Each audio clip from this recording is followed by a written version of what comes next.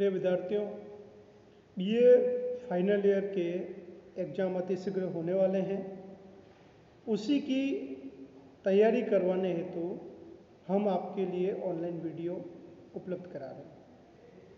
हमने परीक्षा का पैटर्न देखा, उसमें हमने देखा कि अब भाग अ और ब यही आपको अटेंड करना है। समयावधि 1.5 घंटे कर दी गई है और एक ही दिन आपके हिंदी साहित्य के प्रश्न पत्र होंगे। विद्यार्थियों, भाग अ में हमें 10 में से 5 क्वेश्चन करने हैं। 5 क्वेश्चन, प्रत्येक क्वेश्चन 5 नंबर का है। इसके लिए पांचों क्वेश्चन की टोटल हो जाएगी 25 नंबर। भाग ब 75 नंबर का, भाग अ 25 नंबर का, कुल मिला के हो जाएंगे आपके 100 नंबर। अब हम, जैसा कि आप डिस्प्ले पे देख सकते हैं, भाग अ का एक अति महत्वपूर्ण क्वेश्चन लेने वाले हैं। 5 नंबर का क्वेश्चन है ये और आपको इसके अंदर से संभवतः वो आंसर मिल ही जाएंगे जो पूछे जाएंगे। जयशंकर प्रसाद, जैसा कि सर्वविदित है, हमारा हिंदी साहित्य का इतिहास 4 भागों में विभाजित है: आदिकाल, भक्तिकाल, रीतिकाल, आधुनिक काल। और आपने देखा कि हमारे पेपर का नाम अर्वाचीन हिंदी काव्य अर्थात आधुनिक हिंदी काव्य है। इस आधुनिक हिंदी काव्य में कई सारी काव्य धाराएं चलती हैं, जैसे भारतेंदु युग, द्विवेदी युग, छायावाद, प्रगतिवाद और युगवाद। बहुत ही सक्षम काव्य धाराएं रही है। इसमें से एक अति महत्वपूर्ण काव्य धारा है छायावाद। आधुनिक हिंदी साहित्य में छायावाद को स्वर्ण युग के नाम से जाना जाता है। छायावाद के प्रवर्तक जयशंकर प्रसाद हैं। इनका काव्य कामायनी छायावाद की प्रतिनिधि रचना है। छायावाद का समय 1918 से 1936 रहा है और पिछले वीडियो में आपको पता चल ही गया होगा कि छायावाद की चतुष्टयी प्रसाद, पंत, निराला, महादेवी चारों हमारे पाठ्यक्रम में है और भाग ब और भाग अ में इनके क्वेश्चन हमेशा पूछे जाते हैं। अब हम जयशंकर प्रसाद का परिचय लेते हैं। जयशंकर प्रसाद हिंदी के बहुत बड़े विद्वान हैं, आलोचक, निबंधकार, कहानीकार, उपन्यासकार और प्रसिद्ध कवि छायावादी काव्य धारा के। इनका जन्म 1889 ईस्वी काशी के अंदर हुआ। काशी यानी बनारस, महादेव की नगरी, उत्तर प्रदेश के अंतर्गत। इनका जो घराना है, वंश है, वो है सुगनी साहू घराना। ये तंबाकू का व्यापार किया करते थे। पिता कम समय में ही मृत्यु को प्राप्त हो गए। परिवार की जिम्मेदारियां प्रसाद के ऊपर आ गई।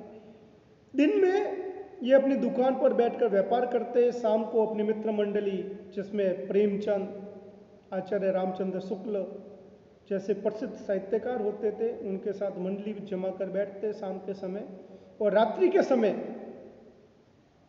ये विद्या अध्ययन का कार्य किया करते थे। इन्हें ज्योतिष, आयुर्वेद, चिकित्सा, कई सारी विषयों की जानकारी थी। हालांकि हिंदी में ये त्रासदी है कि जयशंकर प्रसाद अल्प आयु में ही, मात्र 48 वर्ष में ही उनका निधन हो जाता है। उनका जन्म 1889 और मृत्यु 1937 ईस्वी की है। कुल आयु हम देखें तो 48 वर्ष के आसपास। जाति के वैश्य थे, व्यापार से जुड़े हुए। गुरु इनके मोहिनी लाल थे, एकमात्र गुरु इनके पूरे जीवन काल के मोहिनी लाल। इनका इष्ट यानी जो इनके आराध्य देव थे, वो थे काशी के महाराज महादेव, क्योंकि काशी नगरी का महाराज महादेव को माना जाता है। हालांकि इनकी भी काशी के अंदर बहुत बड़ी प्रतिष्ठा थी, ये सम्मान के पात्र थे। इनका बाल नाम जो हमें मिलता है वो है झारखंडी, और कविताओं के क्षेत्र में इनका जो उपनाम मिलता है वो है कलाधर। भाषा इनकी ब्रज रही प्रारंभिक, फिर जैसे जैसे ये द्विवेदी युग और छायावाद में आते हैं, वैसे वैसे इनकी भाषा खड़ी बोली बन जाती है। इनका समय 1905 से लेकर 1936 तक रहा। इसके लिए ये भारतेंदु युग में भी हैं, द्विवेदी युग में भी हैं, और छायावाद के तो बर्मा है ही हैं, आप जानते हैं छायावाद के बर्मा नाम की उपाधि है इनको। इनकी भाषा दो तरीके की मानी जाएगी, ब्रज और खड़ी बोली। इनकी जो काव्य यात्रा है वो इनके द्वारा संपादित पत्रिका 1909 इंदु, इस इंदु पत्रिका से प्रारंभ होकर 1935 कामायनी महाकाव्य, छायावाद का प्रतिनिधि काव्य, छायावाद का एकमात्र महाकाव्य, विश्व प्रसिद्ध रचना तक चलती है। आगे बढ़ते हैं। इनकी प्रथम कविता सावन पंचंग है जो 1906 भारतेंदु पत्रिका में प्रकाशित हुई। ज्यादा महत्वपूर्ण नहीं है, किंतु परीक्षा में भाग में क्वेश्चन पूछे जा सकते हैं कि इनकी प्रथम कविता का नाम बताएं। प्रथम छायावादी रचना है इनकी प्रथम प्रवास। ये एक कविता है जो इनके 1918 जन्ना काव्य संग्रह में संकलित है। इनकी प्रथम पुस्तक के आकार की रचना, यानी छोटा काव्य संग्रह न होकर एक किताब के आकार की रचना, छपने लायक, प्रकाशन करने लायक रचना जो है वो है उर्वशी, जो 1909 में लिखित है, और यह एक चंपू काव्य है।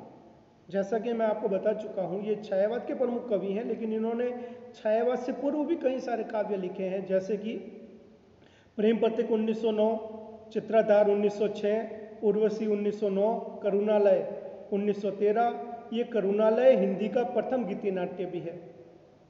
इनका पहला काव्य संग्रह प्रेम प्रतीक है 1905 का, लेकिन उसकी भाषा ब्रज है। फिर इन्होंने प्रेम प्रतीक, चित्राधार, कानन कुसुम, इनका खड़ी बोली में अनुवाद भी किया। ये जो प्रेम प्रतीक, चित्राधार, उर्वशी, करुणालय है, ये ब्रज भाषा के रहे। फिर इन्होंने इसका द्वितीय संस्करण खड़ी बोली में भी किया है। अब चलते हैं इनके खड़ी बोली के प्रथम काव्य संग्रह की ओर। ब्रज भाषा काव्य आपने देख लिया। इनका खड़ी बोली प्रथम काव्य संग्रह है कानन कुसुम, जो 1913 ईस्वी में प्रकाशित है। फिर छायावाद के प्रमुख कवि हैं, छायावाद के बर्मा हैं, छायावाद के प्रवर्तक हैं, प्रतिनिधि कवि हैं। इसके लिए इनकी छायावाद की प्रथम रचना देखी जाएगी, परीक्षा में पूछ सकते हैं। प्रथम रचना है जन्ना 1918 ईस्वी। मैं यहाँ पर आपको कुछ महत्वपूर्ण तथ्य बता रहा हूँ बाघ के बारे में, बाकी आपको विस्तृत तो किताबों में से पढ़ना ही पड़ेगा। छायावाद की प्रथम रचना जन्ना 1918 में। फिर एक बहुत ही प्रसिद्ध रचना जो आपके पाठ्यक्रम में आंसू 1925 में प्रथम संस्करण, 1933 में द्वितीय संस्करण, और इस आंसू को हिंदी का मेघदूत कहा जाता है। कालिदास की संस्कृत की प्रसिद्ध रचना है मेघदूत, उसी पर आधारित है आंसू, उपमा दी गई है। फिर हम आगे बढ़ते हैं। इनके काव्य की प्रारंभिक भाषा क्या मानी जाएगी? तो प्रारंभिक भाषा मानी जाएगी ब्रज। फिर ऐसा कौन सा कवि है जिसको पौराणिक इतिहास, भारतीय अतीत के स्वर्णिम अध्यायों पर लिखने का बहुत ज़्यादा क्रेज रहा है, और उसी कारण उसे पुरातन पंथी कहा जाता है? वो है जयशंकर प्रसाद। हम आगे बढ़ते हैं। कामायनी इनका मानवतावादी काव्य रहा, इसके लिए इन्हें मानवतावादी कवि भी कहा जाता है।